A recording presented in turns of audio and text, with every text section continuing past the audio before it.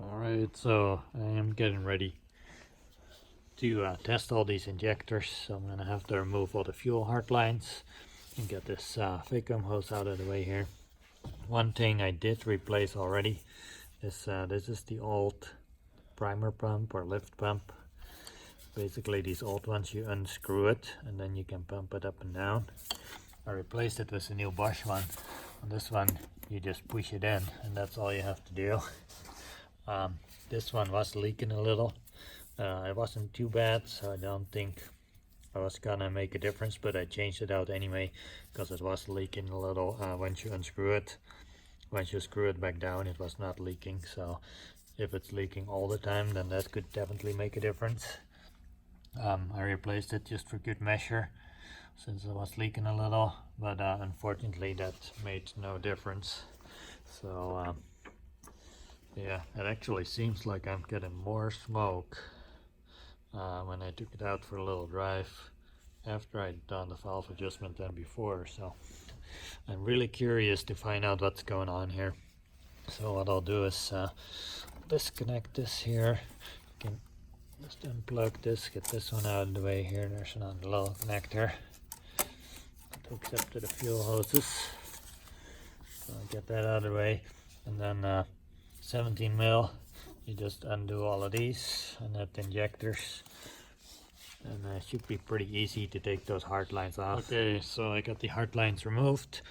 That was pretty easy. Mine came off pretty easy. Once you just crack them open a little bit, I could undo the rest by hand, otherwise it's a little bit hard to get your wrench in there. I covered up the injection pump right here. You definitely do not want to have any dirt going in there. Next I have some of these hose pliers. That should make taking the fuel return lines off pretty easy. Maybe. They're actually slipping on here a little. I think, oh, I see what's happening here. This hose is old and this braided material is sliding off the rubber part inside of it. So I'll be replacing those once I take them off. Normally, if they're not going apart, it works pretty well. With these hose pliers, I picked them up at Harbor Freight. They were pretty cheap in a set of 3 different sizes. And you got the fuel hard lines, the injector lines set over on the side here. I put some stuff underneath here so no dirt can get in there. You definitely want to make sure you keep it nice and clean. So I'm going to try and take all these fuel return lines off, and then next we'll be able to take the injectors out. Well, these fuel return lines are actually pretty old. They look okay, but once I got to take them off, this is pretty hard, and they actually broke off. You can see here, this side came off. If it focuses, there we go. This side came off, that side broke off, and those over there, they all broke off.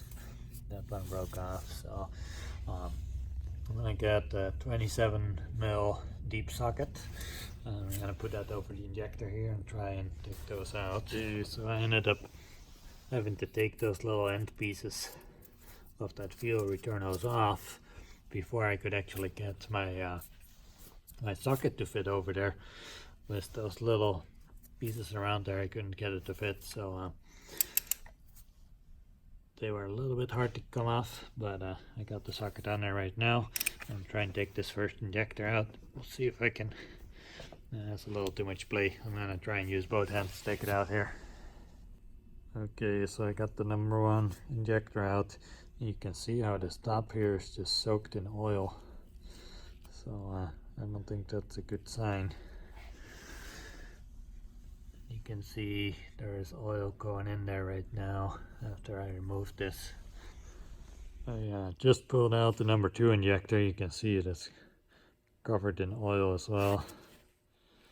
I think it might just be from the valve cover gasket that was leaking. If you watched one of my previous videos on it when I did a valve adjustment on this car, I was able to crack that old gasket. That's how old and hard it was. But quite a bit of oil has collected there, so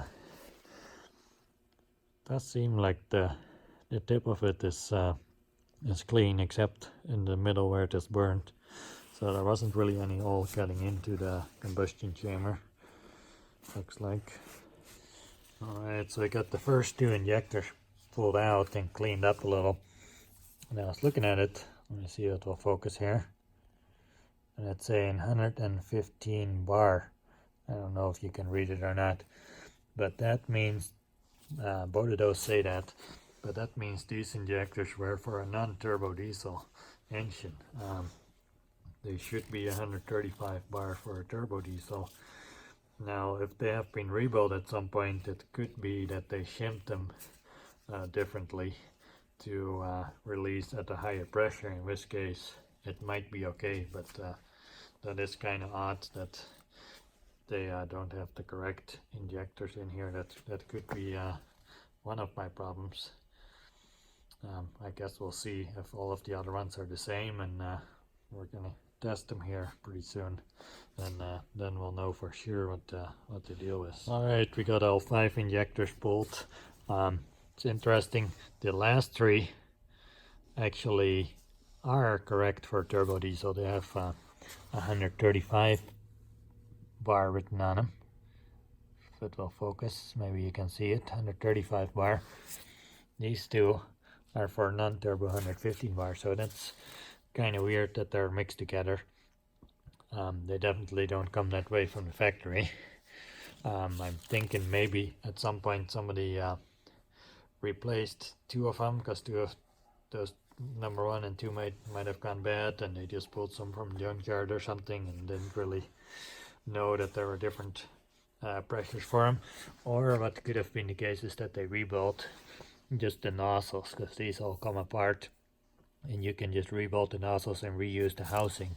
So what's written on the housing might not actually be correct for the type of nozzle that is in there.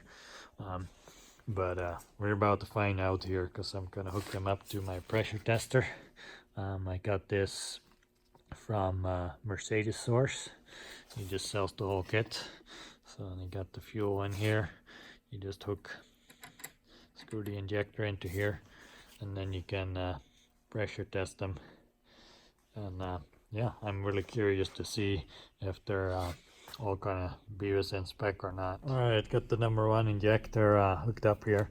I'm gonna see if I can do this single-handedly, so I can show you guys.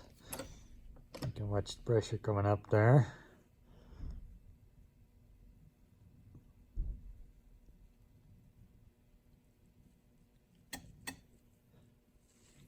Okay, let's watch that gauge real close. That's about 1800. You can watch for the spray pattern here.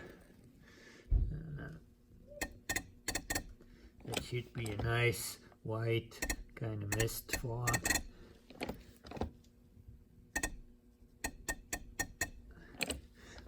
It has a little bit of a leak afterwards. Did you see that? See, it's leaking a little right there. See, that's leaking in between. So this injector is no good. See, it's leaking again. It should just be that nice widespread fog pattern. But this one's leaking. See? It should just be nice, consistent fog pattern, but I'm getting some leak throughout there, so that is not good. I'm gonna watch the pressure gauge, make sure it does it consistently at the same pressure here. So it does seem to be right around 1800. So I have a little sheet here. I already tested some other ones. Those are the ones that are sitting over here. But I'm gonna write that down in here. Number 1 was 1800, and it leaks a little. One other thing you want to do is to that's weird. Now it came off just a little earlier, but kind of do a leak down test so you can see how long it takes for the pressure to drop. And it's not supposed to go down. I forgot what exactly the amount is, but the leak down test on this one is good actually. It's not dropping down very quickly at all, so that's fine. Okay, so here we got the number 2 injector hooked up. As far as the pressure on the first one being 1800, that is just a little bit higher than a new non-turbo injector. So what I think is that they probably put a turbo diesel injector nozzle in a non-turbo housing, and they probably were rebuilt at some point. But let's see what this one is. This is also, according to the housing, this is also a non-turbo one. This one's going up a little higher, you see that? We're at over 2000 now. There we go, right around 2000. This one's going 1950 maybe. About 1975 or so. Let's take a look at the spray pattern here.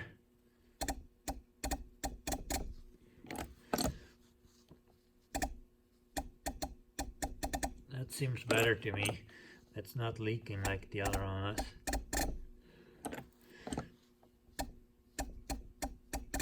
It's kind of hard to see in this.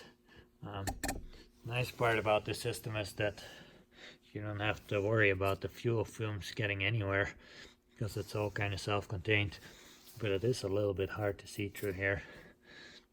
But that one looked pretty good to me. I want to test it a couple more times off camera and make sure it's good. Alright, so I've only tested 2 so far and we already have a bunch of issues. Besides the first injector leaking, the pressures on both of them, 1800 and 1975, the release pressure is not bad for a used injector. They're still acceptable, except that the difference can't be more than 75 psi or 5 bar, and that comes right from my factory Mercedes-Benz service manual for these cars. And actually 5 bar is 72.5, but I'll round it up to 75. So I already know that at least this number 1 is gonna have to be replaced. I might just end up buying all new injectors, or buying all new nozzles for it and rebuild them myself. We'll see. But I'll test these other ones here. I won't film it, but I'll just test them and let you guys know what the pressures are on those, and we'll see. Alright, I got all 5 injectors tested. Number 4 did also have a very small leak, like the very first one that I tested. Or maybe I shouldn't call it a leak, maybe I should call it an incorrect spray pattern, but sometimes it would drip instead of be that fine flock. Or it was almost like a little stream a couple times. Didn't do it as often as the number 1 did, but obviously both of these I would want to replace them. And then since this one was 1975 and then number 5 was 1925, they're too high. These 2 are too high to be compatible with the other 3. They're all within spec for as far as used injectors go, but the pressure difference between them can't be more than 75 psi. So I think what I'm gonna do next is do a compression test on the engine, and depending on the outcome of that, I will either throw out the bad ones and use some good used ones that I have right there and make sure they're all within 75 psi or less, and put it back together, put some new washers in there, and see if that's going to make a difference. Or if the compression is really good, this I don't think it's going to be the case, but if the compression is really good on that engine, I'm just going to order a rebuild kit for these, and I'll just replace all the nozzles and rebuild them myself, and I can just use all the housings but put new nozzles in them, and then that way they will all be brand new. So yeah, we'll do the compression test next, and then we'll decide from there. I am getting ready to do the compression test here, just to make sure I'm not going to drain my battery by the time I get all the way to the end. I got it hooked up to a battery charger maintainer here, so the starter should be able to crank high enough each time so we get a good reading. There's a couple things you want to do before you get ready to do this.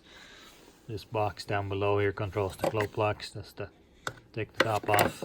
If you unplug this right here, there's 5 wires in here. They provide power to each glow plug individually. If you just unplug that, the glow plugs won't come on, so you don't end up burning those out. Other thing you want to do is this fuel return hose that came off the #1 injector, and it goes to the filter right here. You want to plug that or put something down that it can drain in, because it's going to leak out of there. I was looking around forever trying to see if there's any way to like temporarily disable the fuel pump, but there's nothing you can do since it's mechanically driven. It's not like an electrical one. You could just unplug or pull the fuse or something. So I just got this covered up because I don't want to get any dirt going in there. If there ends up being quite a bit of fuel coming out of it, I might change that rack there a couple times throughout. And the next thing I did is remove all the heat shield washers that are normally down in there, except for the very first one, because my connector is already hooked up to there. So you want to leave it in the one that you're testing, but you want to remove it out of all the other ones, because otherwise they'll come flying out as soon as you try to do the compression test, and you'll lose your crush washers. So yeah, here it is, basically all hooked up on #1 cylinder, ready to go. I'll see if I can set up my phone somewhere for you guys to film it while I go inside the car and try and crank it. Okay, hoping that that's gonna work. Put it right here.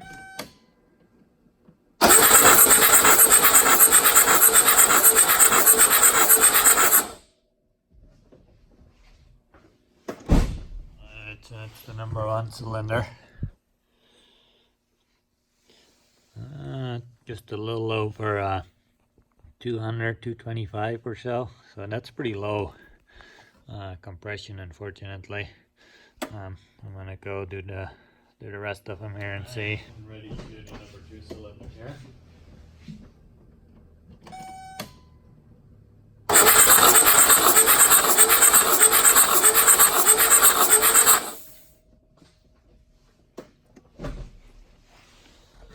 Let's see. Oh boy, this one's even lower. Man, 225 is like right about the minimum compression you need, and this one is probably about 180 or so, 175 maybe. So that sucks. Well, I'll check the rest and see. #3 cylinder. Here we go.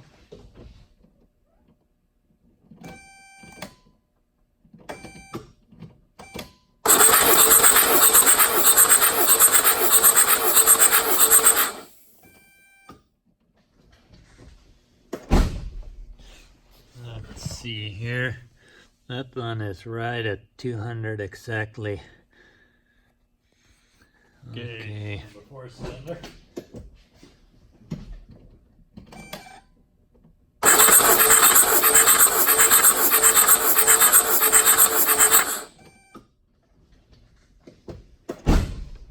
Like another one. Oh, this one's a little higher. It's about 250, I think. Looks about right in the middle. Still low, but the highest one I've tested so far. Right, last one, #5 cylinder.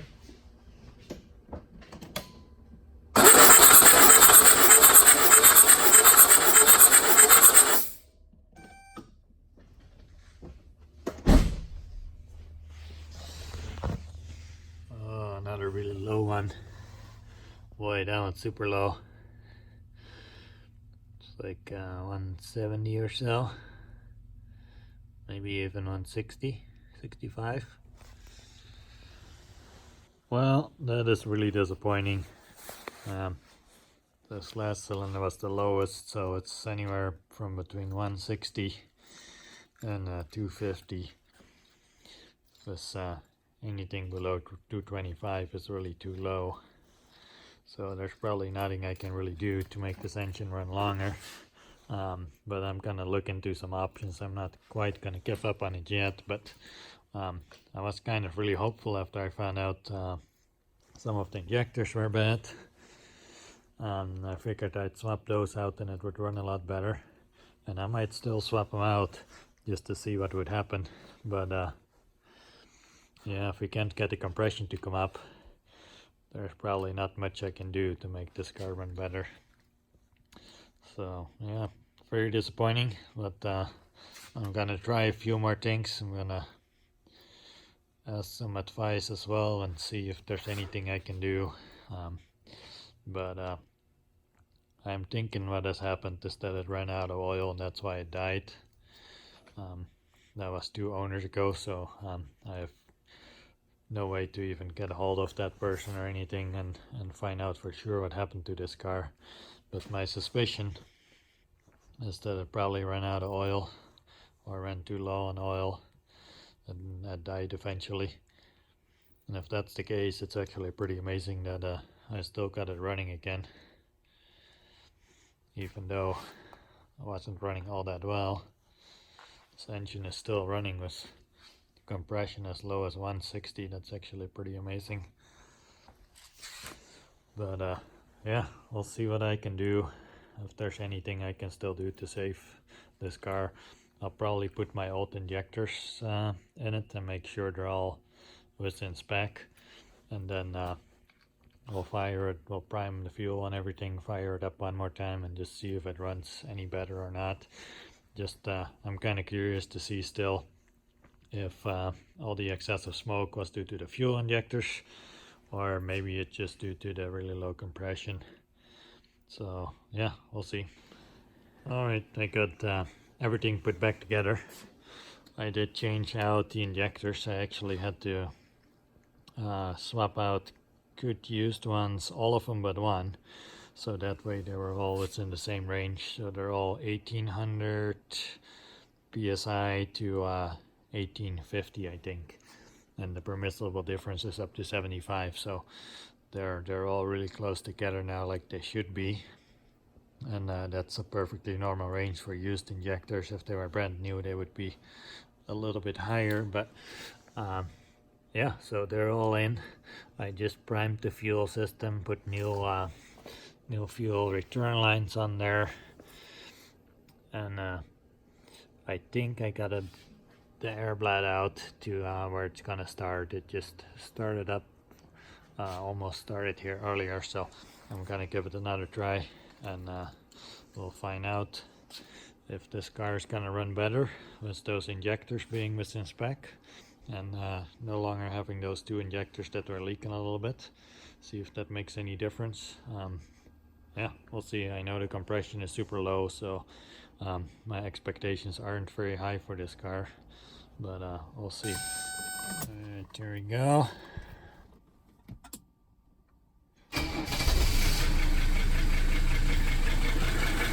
That started up pretty good, actually. A little bit rough, so that's probably because there's still some air in the system right now. But I wasn't even given the throttle starting up, so that's cool.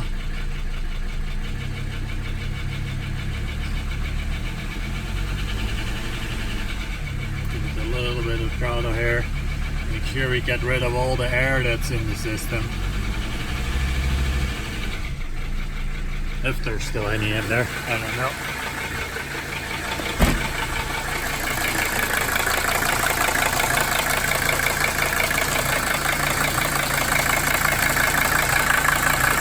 I'm still seeing some smoke coming from the back there like we did before.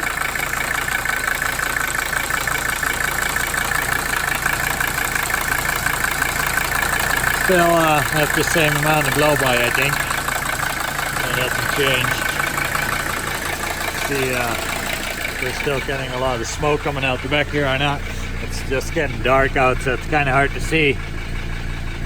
But I do still see some smoke. I'll give it some throttle and see. I'm just curious if it made any difference changing those injectors out or not. there's still a lot of smoke.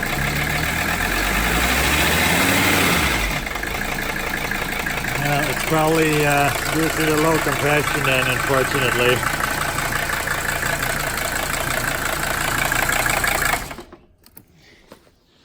I was really hoping to see a difference after changing those injectors out, but doesn't look like it.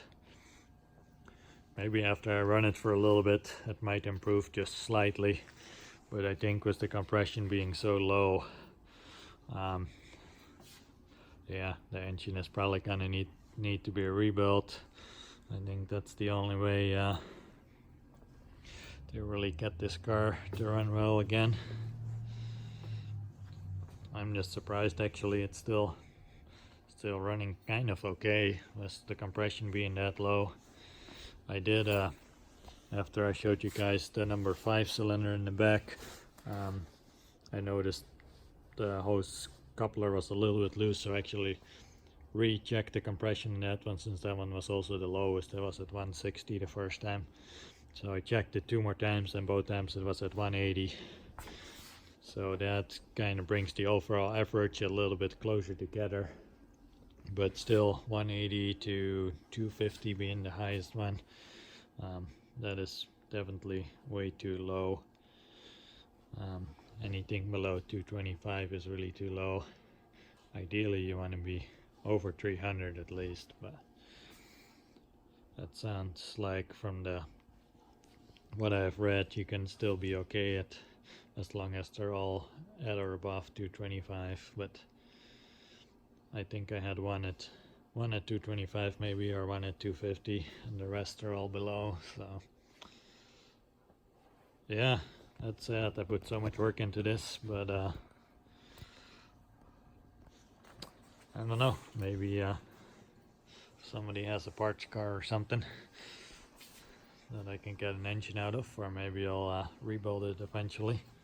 I'll give it some thought and see what we'll do. Well, that's gonna wrap up this video. I'm really disappointed. The compression is so low, and usually there's not much you can do about that. I was really hoping it was gonna be the injectors. I was kind of still having some hope that maybe changing them out would still help it a little, but it didn't really seem to have any effect. I did run the car a little bit longer, let it warm up, and checked, and it's still smoking just as badly as before. So it doesn't seem like the injectors did anything. With the compression being that low, I don't really think there's much we can do, unfortunately. If someone has one of these cars that's like all rusted out but still has a good engine or something, let me know. I'd definitely be interested in doing a swap, or maybe eventually in the future I will rebuild this engine. It should be a good engine to rebuild. It's just a lot of time and a considerable amount of money involved too, getting parts machined and replacing everything that needs to be replaced. But yeah, we'll see. I'm also gonna look into some common causes of low compression. I am afraid it's probably because it was run out of oil or something like that. I mean, I did buy it in non-running condition, and the guy said it died for some reason on the highway, so that's never really a good scenario. But I am gonna look into some things. For example, what could cause low compression is like a severely restricted air intake. So maybe if it's all conked up or something, that could have something to do with it. But yeah, that would have to be pretty bad, I think, for the compression to be that low. But I am gonna take a look at that and a few other things. So there might still be another video on this car if I can find out anything else that might improve the compression or find the cause for it. There might be another video, or if not, I might decide not to post anything, and maybe in the far future I'll be doing a rebuild series on this car, or who knows, maybe I can find a good engine for it somewhere and we'll just do an engine swap. I definitely do want to keep the car. It's a very nice rust-free body. The interior is in pretty nice shape. The paint is even pretty decent still.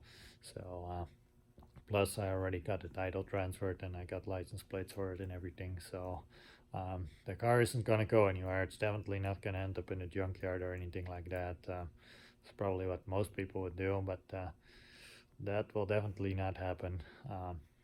It's not going to get parted out either. I'll definitely save this car.